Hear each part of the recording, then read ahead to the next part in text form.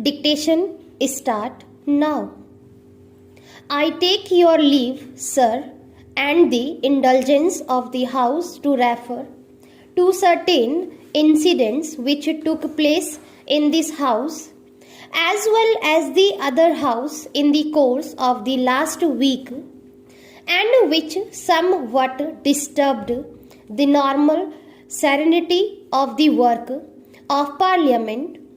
Unfortunately, I was not here then, but since my return, I have endeavored to acquaint myself fully with what happened in both the Houses of Parliament. Under our Constitution, Parliament consists of our two houses, each functioning in the allotted sphere laid down in that Constitution. We derive authority from that Constitution. Sometimes we refer back to the practice and conventions prevailing in the Houses of Parliament of the United Kingdom, and even refer to an upper house and a lower house. I do not think that is correct, nor is it helpful always to refer back to the procedure of the British Parliament, which has grown up in the course of several hundred years and as a result of conflicts originally with the authority of the king and later between the commons and the lords. We have no such history behind us, though in making our constitution we have profited by the experience of others.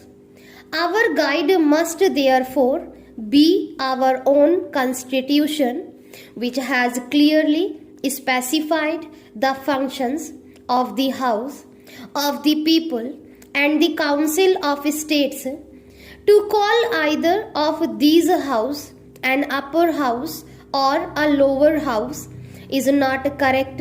Each house has a full authority to regulate its own procedure within the limits of the Constitution. Neither house by itself constitutes Parliament. It is the two houses together that make the Parliament. It is the two houses together that make the Parliament of India. The successful working of our Constitution, as of any democratic structure, demands the closest cooperation between the two houses.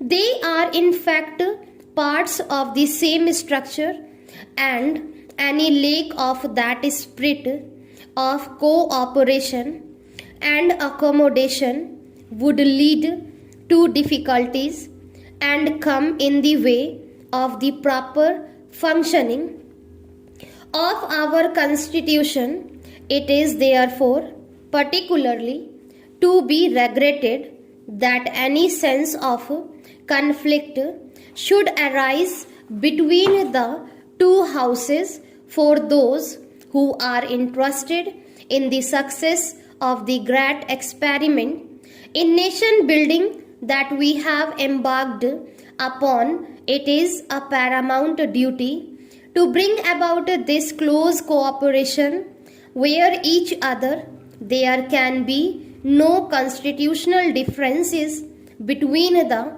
two houses, as the final authority is the Constitution. That Constitution treats the two houses equally, except in certain financial matters which are to be the sole purview of the House of the People. In regard to what these are, the Speaker is the final authority. This position is perfectly clear and cannot be and has not been challenged at any stage. Unfortunately, some words were used by my colleague the law minister, while speaking in the Council of States on 29th April, which led to a misunderstanding. That misunderstanding could have been easily removed by a direct reference to him. This was not done, and the matter was raised in the House. Further misunderstandings then arose as between the two houses, and questions of privilege were raised, and it was stated that the dignity of the house had been affected.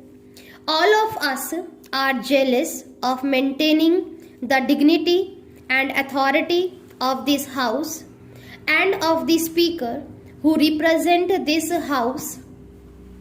Indeed, all of us are anxious to maintain the dignity and authority of both houses, which constitute Parliament.